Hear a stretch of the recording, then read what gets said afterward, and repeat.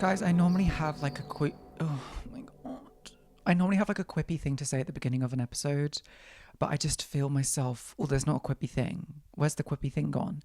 And then I just started stumbling on my words. When's it my turn? When's it my turn to be struck with inspiration, you know? And the thing was, I was struck with inspiration. I actually was. I was taking the dog for a walk, Humphrey. Hi, Humphrey. Shout out to Humphrey.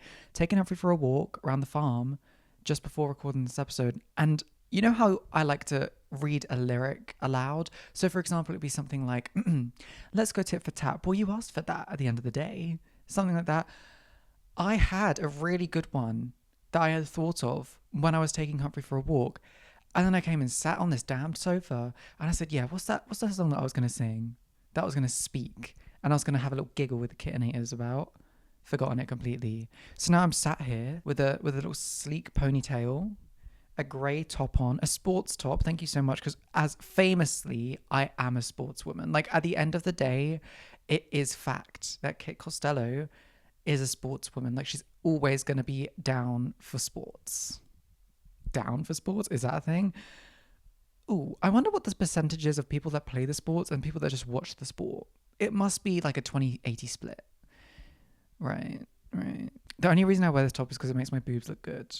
By that, I mean it looks like I have boobs. Because famously, my boobs just keep deflating. They just keep deflating. They're just gone. They're there one second, they're gone the next. And I just think this top makes them look like, oh, they could be there. There's a whisper of a tit on my... Welcome back to Self-Interrupted, guys. Welcome back to Self-Interrupted with Kit Costello. This is my podcast, Self-Interrupted with Kit Costello. I am Kit Costello. Don't know if I said that already. Today's episode, we're talking about being mistreated reminded me I'm special.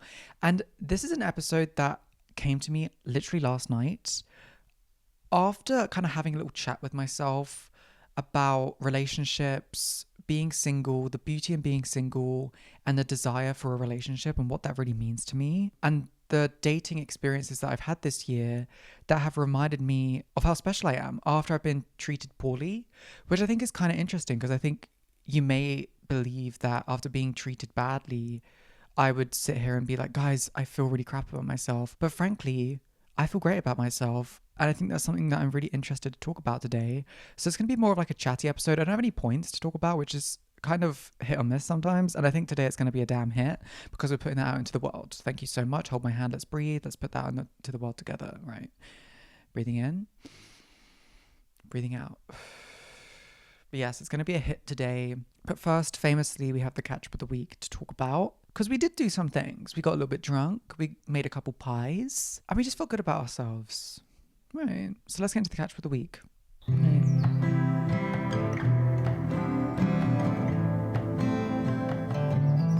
Guys, I do have to remind you, this is the third final episode of this season. 2 more episodes left after this one, and then it's done. This season will be done in, how you say, 2 weeks.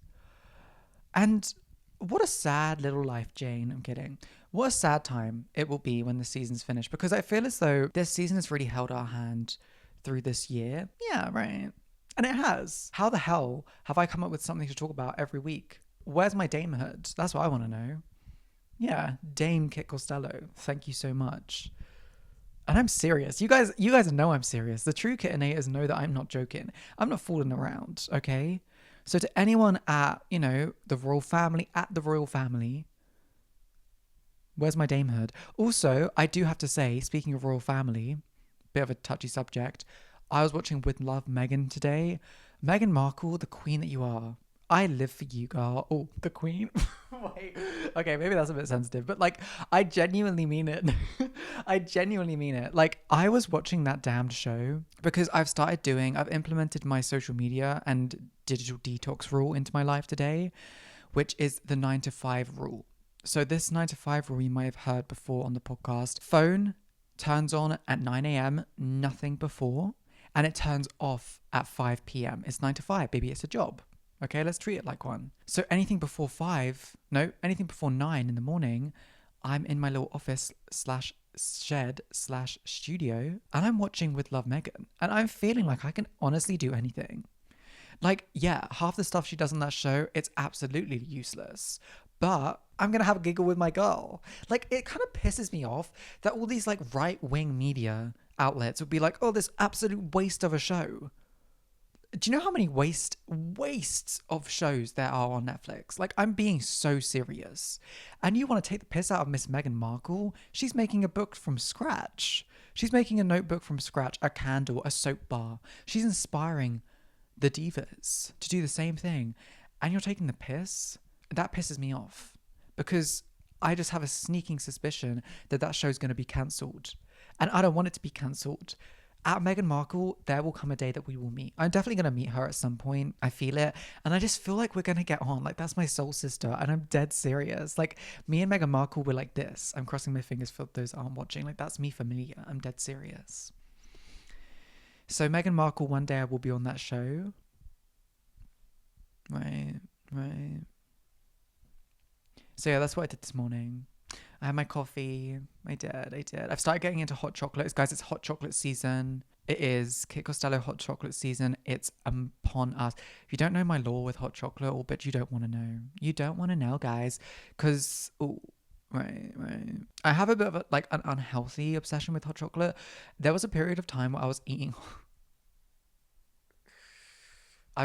hot chocolate powder. But like it was really, I used to get like the big tubs of Cadbury hot chocolate powder and I'd like eat it in 3 days. I'm not even kidding. Like I wouldn't even make hot chocolate with it. I'd just eat the hot chocolate powder. But to me that was sacred. You know, like that was Beyonce's hair care line. That was sacred to me. And it was like I was eating it. Like my life depended on it. Like my life needed the hot chocolate powder. Anyway, guys, what else has been going on this week? I was drunk. Okay. Context.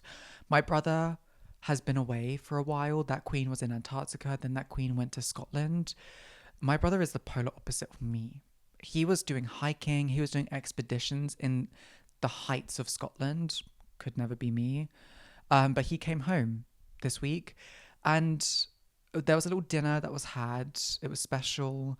I didn't eat any of it because it wasn't #vegan, so I didn't tap into the dinner that was presented to me.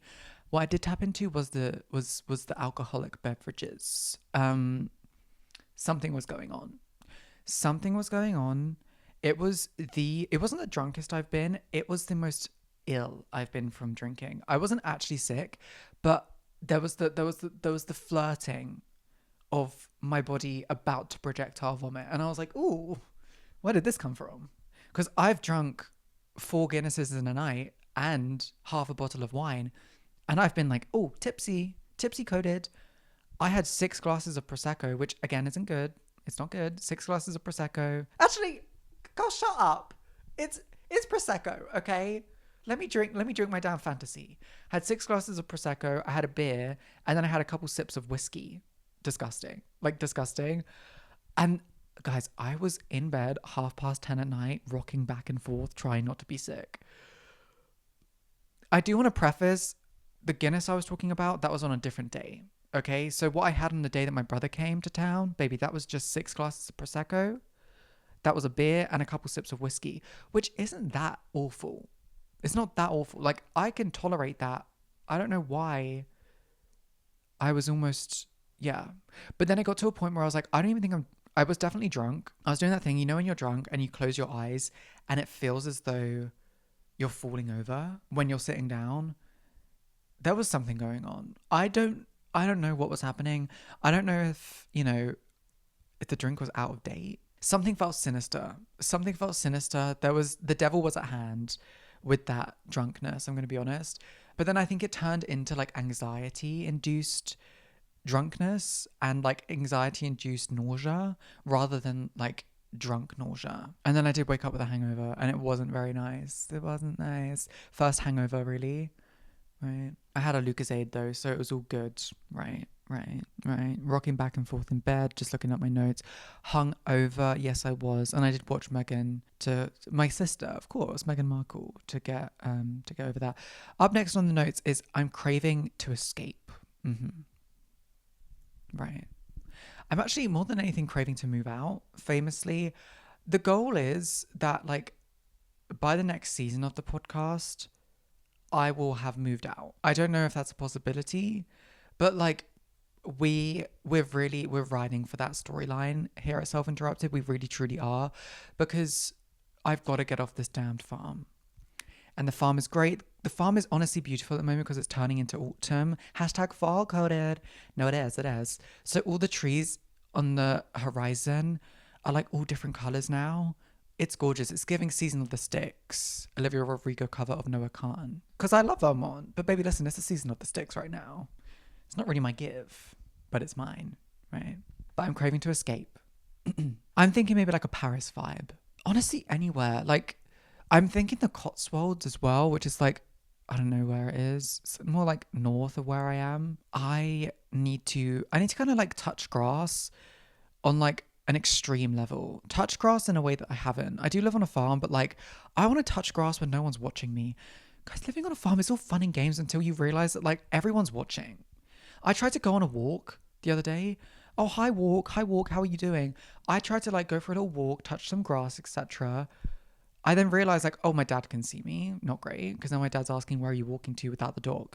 And I'm like, wait, this is a mental health walk. Why can't I just go for a walk? And he's like, why are you just walking for no reason? I'm like, what the fuck? Can I not just go for a walk? Then I walk down a bit further. Then there's lorry drivers, famously, that all want to get on me. Jesus Christ. Another lorry driver asked for my number the other day. Back off. I'm dead serious. It's gonna get violent. I need you to be serious right now. Like, I need you to be honest. You are pushing 50 years old. Why do you think that I want to... So then I have lorry drivers looking at me. Great. Then I walk down just a bit further. I'm now out of reach of the farm. The farm is nowhere in sight. Then I have my cousin in a car driving past me being like, oh, where are you going? I said, mind your damn business. Like, why can't the girls just go for a walk, you know? But if I did my little escape, which I want to do in the countryside, I could just walk and no one would care. No one would care about my existence. And there's something sexy about that. There is. There's something about that that's just very, like, to escape and not to be known where you are. No one texting, hey, where are you? No. How about you don't ask where I am? No one needs to know where I am. I'm craving escape, okay? I'm craving escapehood. When escapism gets knighted by the royal family, escapehood.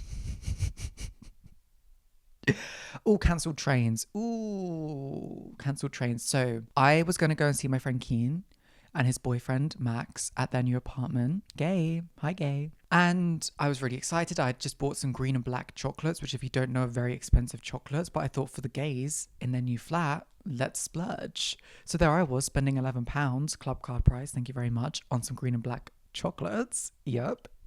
I got on the train. I get 2 stops in. Oh, hi, this train's been cancelled. Also, the train back to your village has also been cancelled. So you're going to go ahead and be stuck on this platform for 2.5 hours. Excuse your mouth? The train track had broken, so no trains were coming in or out of the train station that I was stranded in. Oh no, and that is gorgeous, because that's exactly how I planned my day to be. I was meant to go and see my gays, my divas. I was going to stay over at their house. It was going to be a great time, but no. Instead, I was stranded in a station that I've never been in before. I had some woman talking to me.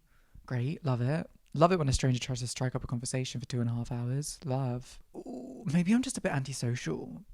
I'm sitting on this podcast, I'm like, I need to escape. I need to leave the farm. I hate it when people speak to me. Maybe we need to do some inner healing, some inner work. Yeah, the train was cancelled, which was really frustrating because, like, I felt like I needed to see a friend because I hadn't seen any of my friends in a good couple of weeks now. But what didn't help is that I was going to go and see one of my friends and then I got ill. Oh, right. Right, so it was Saturday. I've just finished work. I'm thinking, gorgeous. It's time for me to now go and see my friend. Let's have a great time together. Do you guys feel that? My glands are swelling up in the back of my throat. Oh, I'm ill.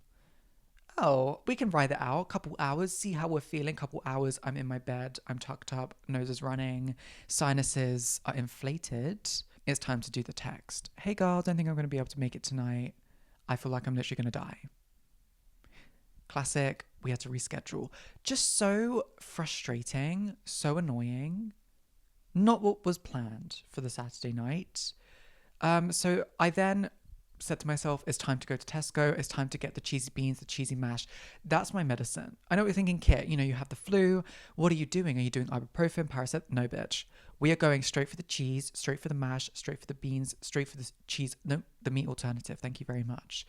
I get all of that in my basket, pay for it, £18. Oh, jump off a bridge, but it's fine. Get home, cook it up, can't even eat it. I'm so ill, I can't eat my cheesy beans and mash.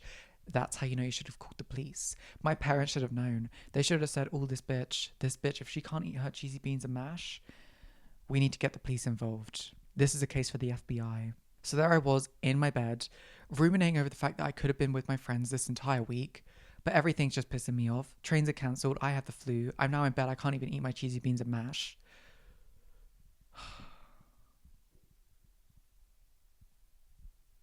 I go to bed. I go to sleep.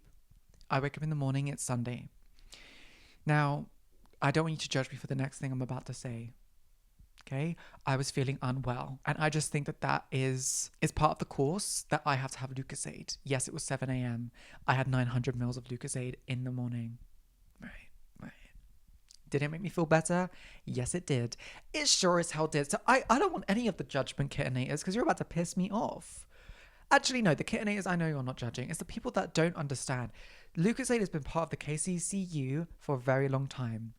If you don't know, there's a lot of lore between me and Lucozade. My friend Emma and I, when we were at a Gay Times event, we met the social media people behind Lucozade. I told them about the time that I had viral fatigue and that I was drinking about 2 liters of Lucozade a day to keep me, quite frankly, alive. I'm not even kidding. I'm pretty sure that honestly got me through that period of time. And they were like, oh, okay, judged me, which really kind of pissed me off and it created a fault line throughout my relationship with Lucozade. No, it really did. However, I then realized that no, they aren't the ones that saved me. Lucosade's the one that saved me. That original Lucozade energy, it saved me. And I can't take it out on her. So every time I feel a little bit like hungover, a little bit like I need to pick me up, it's always going to be that Lucozade original. Dark orange, fizzy. Fun fact, it used to be sold in chemists. Lucozade used to only be able to get it in chemists in a glass bottle, which is why a lot of people think that it helps with the flu because it has glucose in it. But now I believe it's not sold in chemists, A, and B, it has on the bottle that it's not to be used in place of medicine. Because when I was growing up, for example, when I had viral fatigue and I didn't know what was happening, I thought I was actually dying a couple of years ago. I thought I was actually going to die. My mum is like, I know what's going to make you feel better, queen. I couldn't eat anything, by the way, for reference. Couldn't eat anything, couldn't drink. When I sit up, I had a migraine aura. I'm not talking about a little headache. I'm talking about migraine aura to the point where I literally was like, I'm going to pass out. My mum said, you know what's going to help you, queen? I said, what? Nothing's helping. What's going to help? She gave me a 4-pack of Lucozade and I never looked back.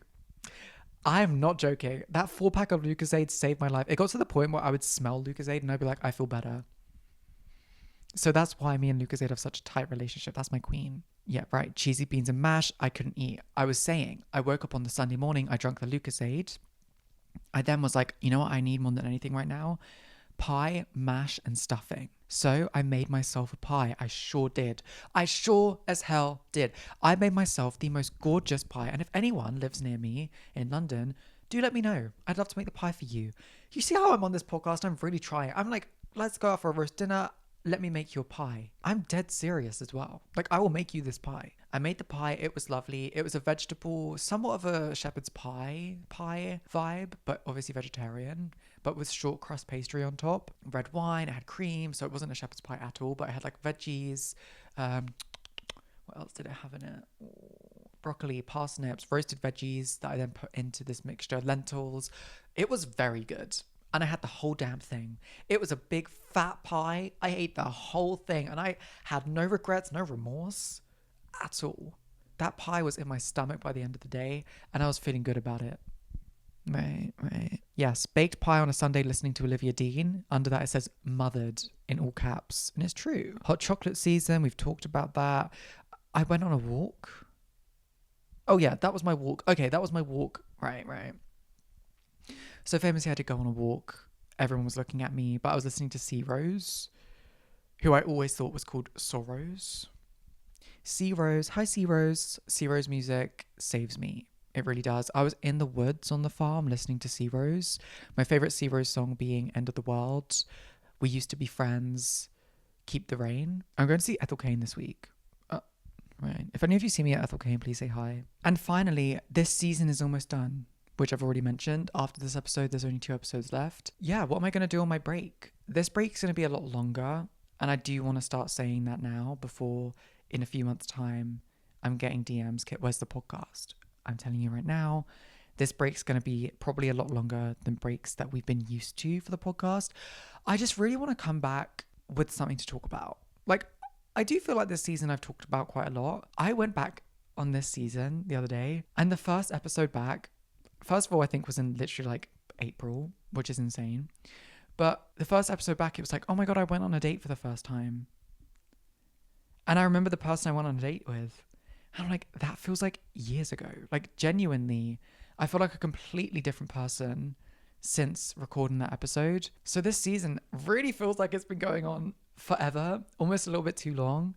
So I'm very excited to take an equal amount of time off than the time that I've been recording this season. So I'm very excited to just take, obviously, you know, I'm not going to be gone. Like, I'm going to be doing the TikToks, the Instagram stuff. And I was thinking about doing like a close friends on the Self-Interrupted Instagram account to like keep you updated on what's going on in my life, but for it to not be public, just for the close friends, for the girls, for the kittenators. So let me know if you'd want to be in the close friends chat. Otherwise, that's kind of it. Like, my break is just going to be me. I want to do some like, you know, social media-y stuff and build that so that when I come back for the podcast, it's the biggest it's ever been. I just have big plans. I kind of want to move out by the next time I do a season. Fingers crossed that's a possibility. But yeah, those are kind of the goals for the break. But I just want to come back and feel like very inspired. And I want you guys to miss me a bit. And I want to miss you a bit. Not that I won't like after a week, but I just think it would be nice to kind of almost forget about Self-Interrupted and then just come straight back. I'm excited for the break. But for now, we aren't on a break. And we're going to get into the topic of the week, which is being mistreated reminded me that I'm special. So let's get into the topic.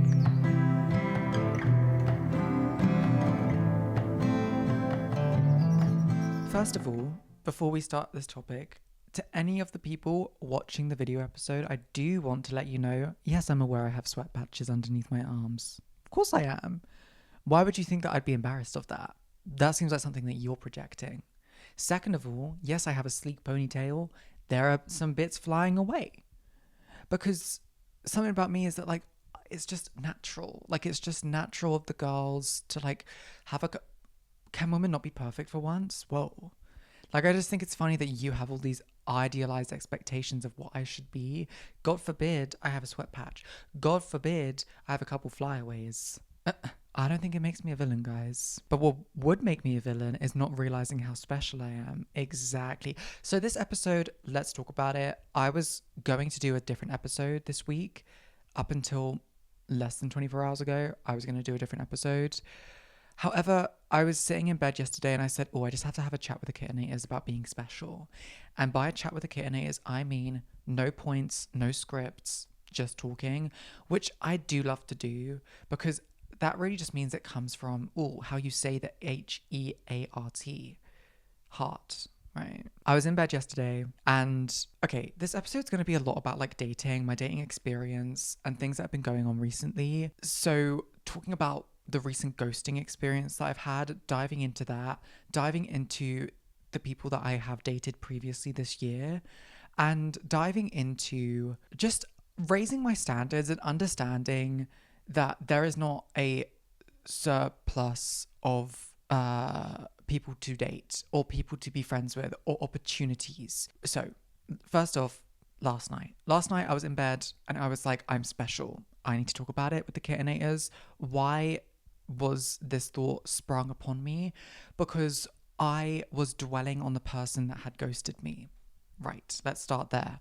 I was ghosted. I met this guy on Bumble, Trenches. I have now deleted Bumble. My Raya subscription has run out. I'm not on any dating apps anymore. Thank Christ. Thank Jesus Christ above. And we do say prayers nightly that I am not on dating apps anymore. Because it's not happening. For the rest of the year, I am not going to be on dating apps. We are not doing it, guys. And I'm not going to say, make a promise that you're not going to be on them too, because I want you guys to get it. I want you guys to be on dating apps. I want you guys to go out on dates. For me, baby, it's done. It's sealed.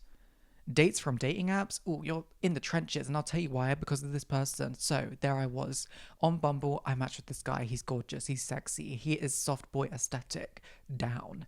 He's a gardener, slow pace of life, blonde haired, singer-songwriter, so I thought, no shade. And right, and I meet him on Bumble. Guys, he was obsessed with me, and I don't say that, I say that shocked, in parentheses, shocked.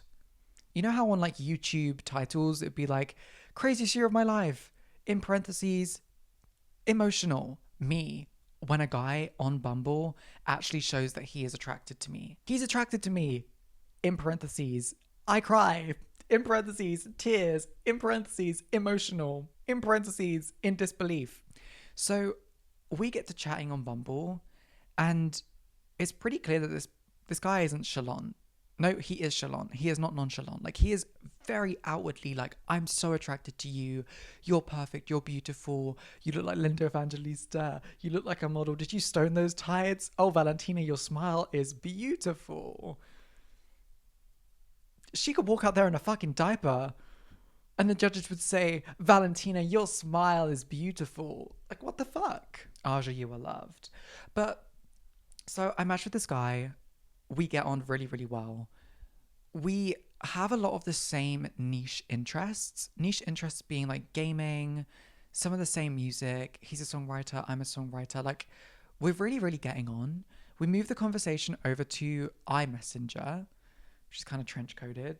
I always like to move it over to WhatsApp, but for some reason we were on iMessenger. We go over to iMessenger, and for about a week straight, we're talking every single day.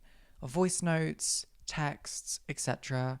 He is looking at the photos that I've sent him, which are just like my modeling photos, and he's, you know, coming back to me day after day being like, I keep looking at the photos of you. You're so gorgeous. You're so beautiful. I'm so excited to meet you.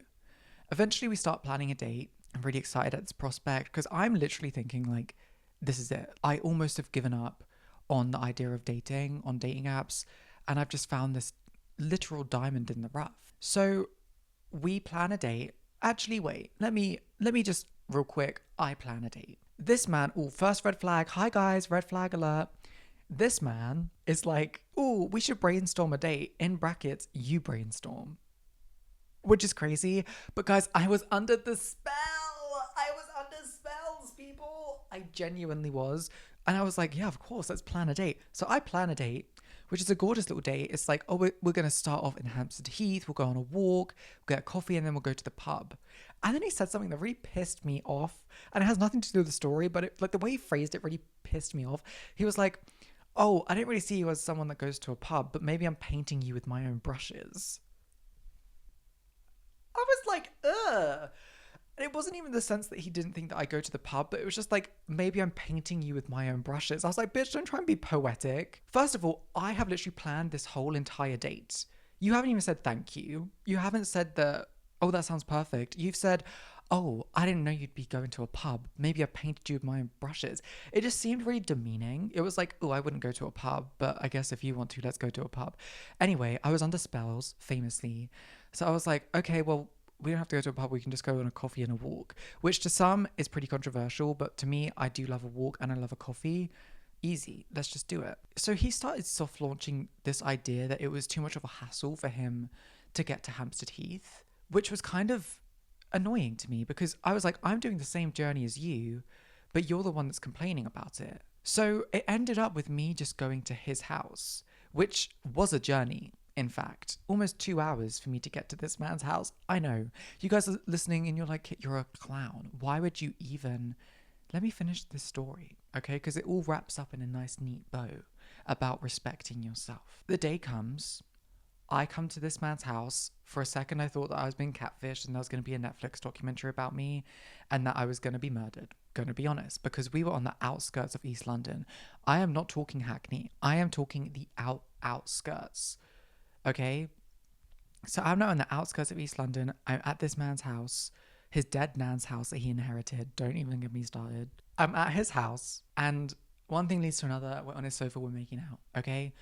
I'm at his house for 4 hours. We're talking, we got on incredibly well. It's so easy. The end of the date happens, and it is just like almost unspoken that we're going to see each other. We bring up the idea of seeing each other, and it's like, yeah, obviously we're going to see each other. You're going to come to the farm. I'm going to come back to your house. Of course. I get asked if I am on the train, if I've made it to the party that I was going to safely, how the party was going. I get updates that he's packing for his holiday. I get updates that he's arrived at his holiday destination. After that, I never hear from him again. A week later, I message him and I say, hey, what's happening? What's going on? He leaves it on scene and then he blocks me on iMessage. Oh my God. And it was the first time I'd ever been ghosted. And it took me a second to really like digest the fact that I had been ghosted, because I'm going to be honest with you guys really quickly. I'm going to hold your hand when I say this. I think ghosting is one of the most disrespectful things that you can do. And I mean after you've met the person. I think when you're messaging and the person stops speaking to you, that's one thing. When you've met the person, even if it's just one date, I think it's so disrespectful. And I've seen TikToks of people saying, that person owes you nothing. You don't owe them an explanation. Yes, you do. And I really hope that none of you feel that way, because there's this disgusting rhetoric going around online at the moment that I don't owe anyone anything. I don't owe you an explanation. If I've cut you off, I don't owe you an explanation. I don't owe you an explanation if I've ghosted you. Yes, you do. If you want to be a decent human being, if you want to be a mature human being, just let someone know the reason why you've stopped speaking to them. If you've got someone's hopes so high that they think that there's a possibility of you guys dating, of me incorporating you into my life, you having the privilege of being incorporated into my life, and then for some unbeknownst reason to this day, you ghost me. I just think it's so disrespectful. All you need to say is, hey, I just don't think this is going to work out, or this isn't a good time for me. I'm not looking for a relationship right now. That's all you have to say, even if you don't mean it. But I just think the idea that, quote, I owe nothing to you, I don't owe an explanation to anyone, is so selfish and is so self-indulged and is so immature, because of course you do. You can't go around your life disrespecting people like that. And it drove me crazy. Like, I was there last night, and that's the first time that I've deleted all of our messages. I blocked him on everything, because I was like, I can't keep ruminating on why. Why has this person disrespected me? Why has this person not got in contact with me? Will they get in contact with me? Because there was a part of me that was hoping that they would. A part of me that was hoping that they'd come back around, that we'd continue dating, that it was just a blip, that they were going through something. What I tend to do in these kind of situations is humanize the person far too much. Of course, you humanize them because they're human.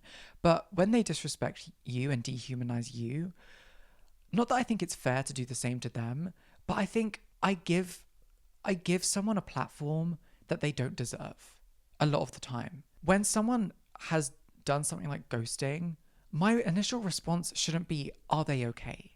What's happened with them? Are they going through something? Because they haven't given me the indicators to believe that that's what's happening with them.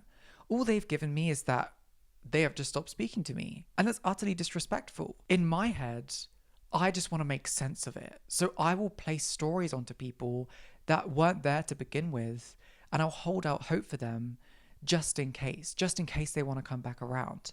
And that's that kind of low self-worth that I had for myself, in parentheses, had, right?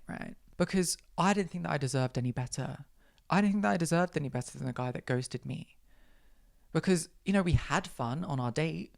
We kind of got on, and we had a lot of the similar niche interests. So maybe he'll come back around. But the reason I was doing that is because in my head, I was like, there's no one like him. When in reality, there's just no one like me. Of course, there's no one like him, but thank God you're not going to meet someone like him in the future. You know? I don't want to meet someone like him. Someone that builds me up just to let me down. Someone that gives me all of these expectations just to break them all. Someone that literally ghosts me. The thing about ghosting that I hate is just the dehumanization of it.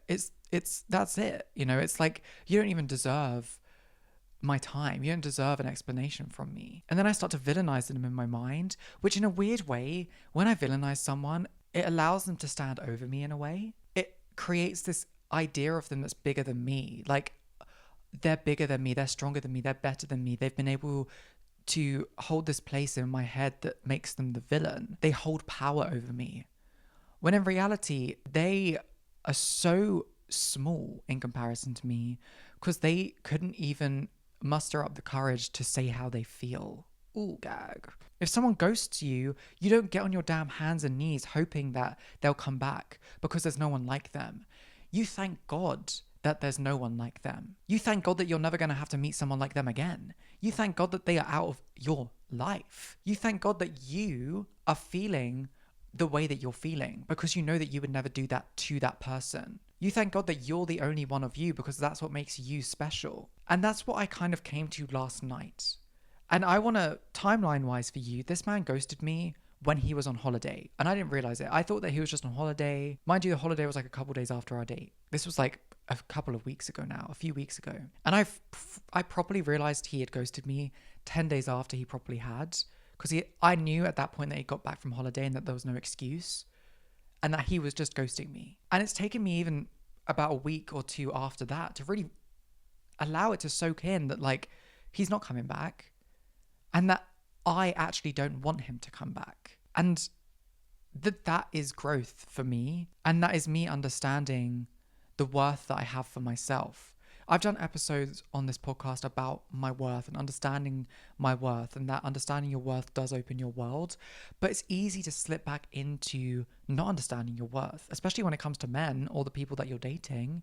It's easy because sometimes you just get desperate. You really just want to feel loved.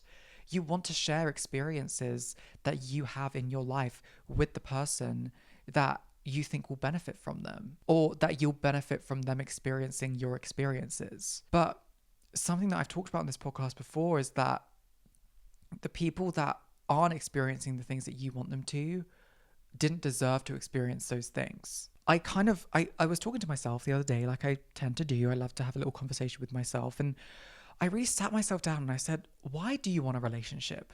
Why don't you want to be single? Why do you want someone in your life? And what it all boiled down to was being able to experience the things that I love with the people that I love romantically. Experiencing the things that have brought me peace, that have brought me comfort.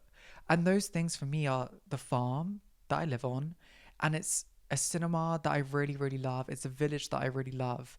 And those are the things that I was thinking in my head, like, this is what a relationship would mean to me. It would mean introducing my significant other to the things that make me comfortable and introducing them to that side of me that not a lot of people get to see. I think throughout all of this, I've really understood that, like, I don't need someone to be there to experience those things, whether that's platonic or romantic, but we're talking specifically about romantic. I think a lot of the time I really want to introduce the things that I feel special about to people so that they can kind of feel that too. But a lot of the time, the things that I think are special won't actually be special to those people. They're special to me because of the significance of them, because of the backstory of them. The farm is so special to me.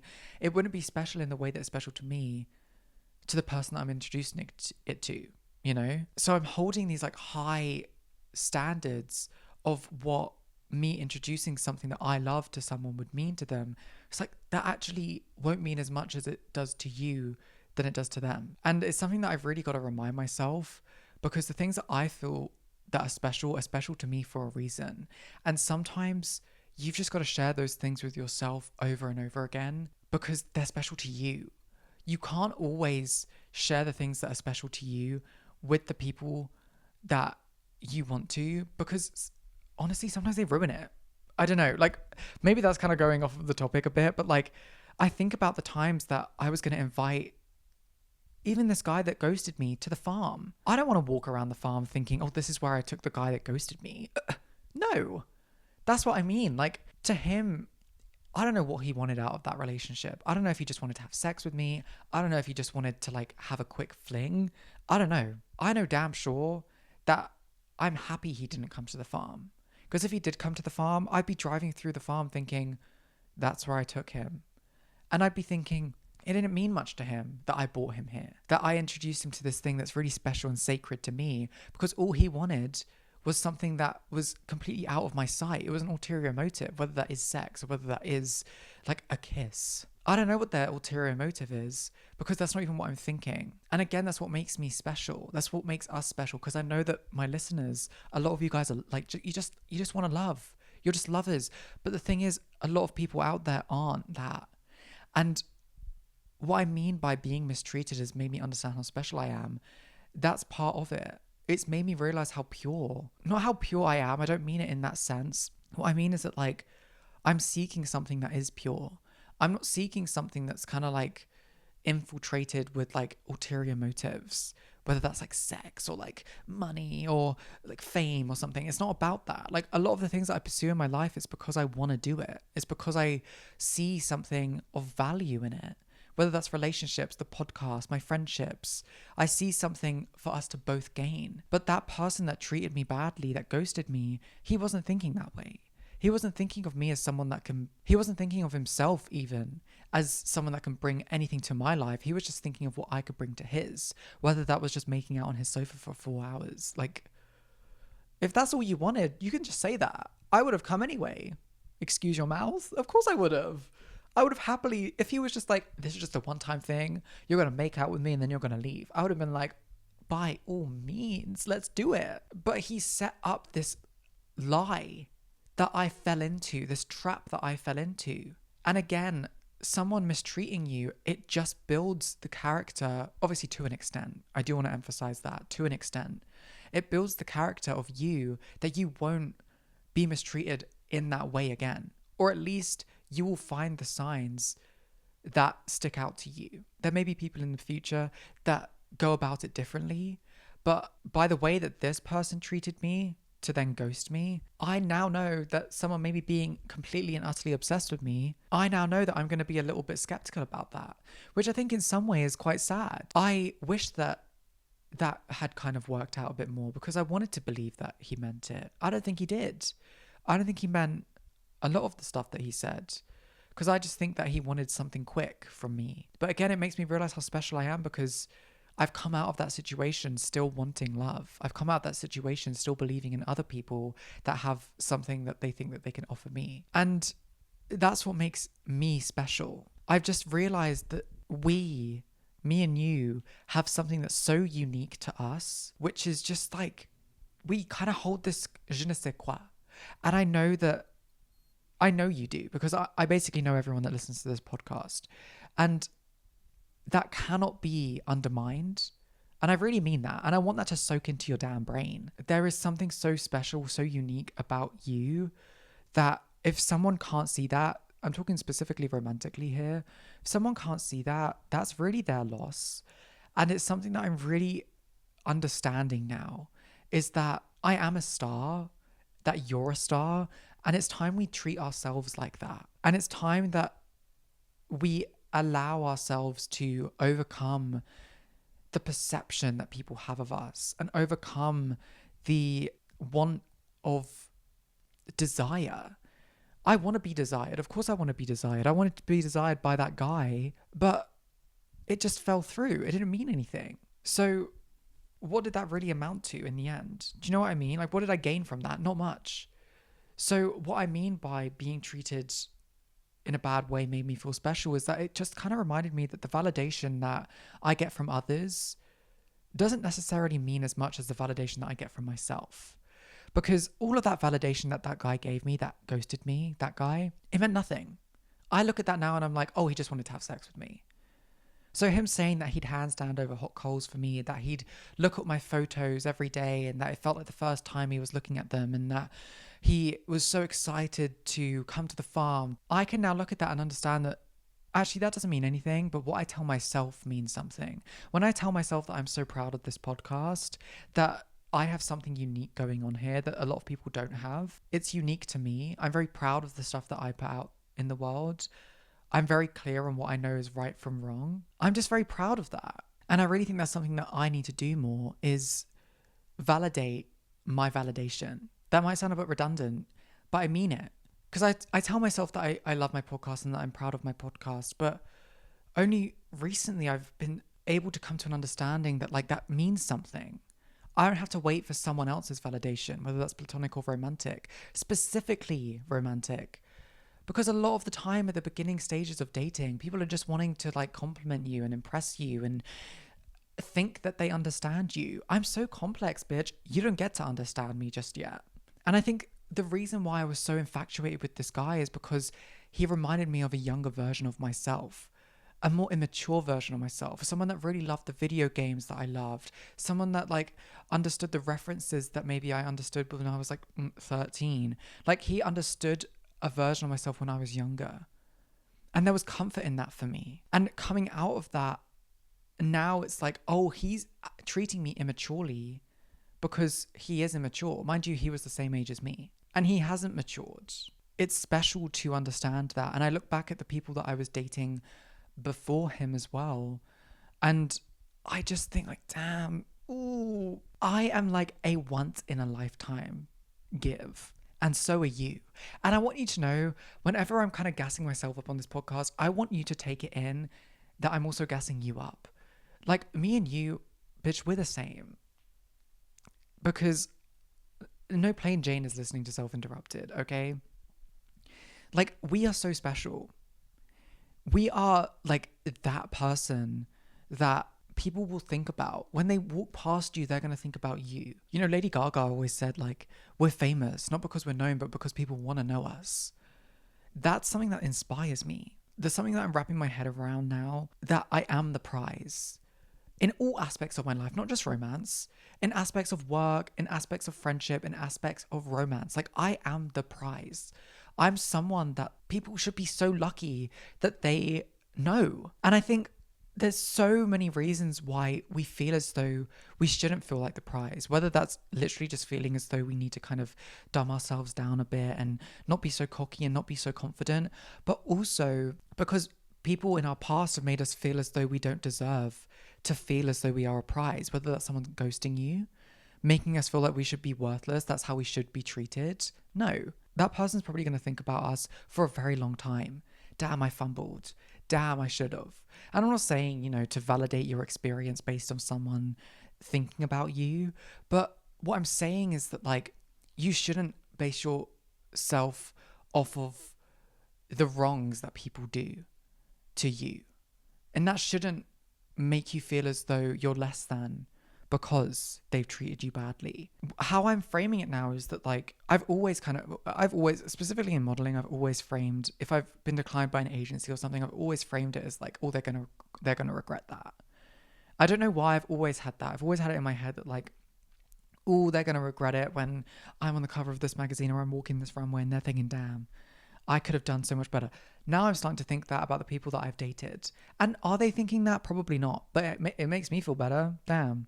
Because the ulterior motive is me sitting there being like, oh my God, they've moved on and they're feeling so much better about their life and they're this, that, and the third.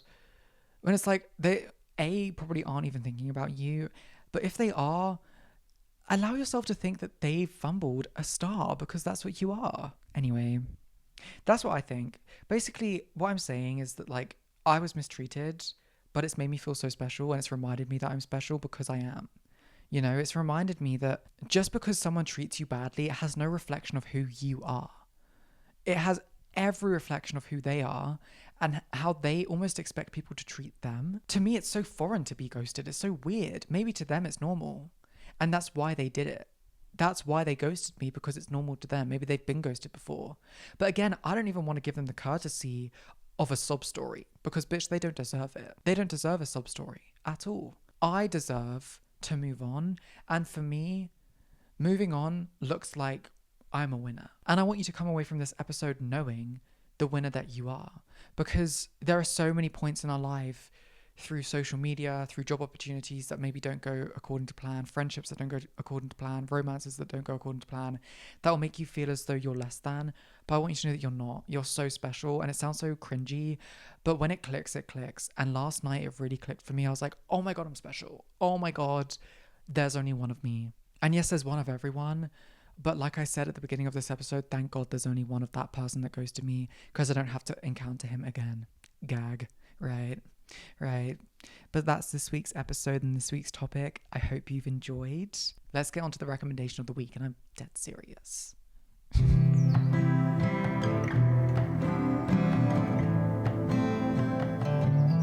The vinyl of the week this week is The Art of Loving by Olivia Dean. Olivia Dean, the icon that you are. I do love Olivia Dean. She really has become a bit of a household name in these past few months, and I couldn't be prouder. My favorites on this album are Close Up, Loud, So Easy in brackets, To Fall in Love, Man I Need, famously, I've Seen It, oh my God, Nice to Each Other, Lady, all of the songs. That's the vinyl of the week. Great album. Listen to The Art of Loving by Olivia Dean. It's gorgeous. The recommendation of the week this week, what's that recommendation going to go ahead and be? The recommendation of the week this week, you guys, is With Love, Megan, my queen. Megan of Sussex, we do love you over here in the KCCU. That's the recommendation of the week. I hope you enjoyed this episode of Self-Interrupted. If you have, please make sure to rate and review the podcast. You can follow the podcast on Instagram and on TikTok at Self-Interrupted Pod. You can follow me personally at Kit.Costello on Instagram and on TikTok. You can follow the Substack, Self-Interrupted with Kit Costello. But other than that, I'm sending you so much love as always, Kit.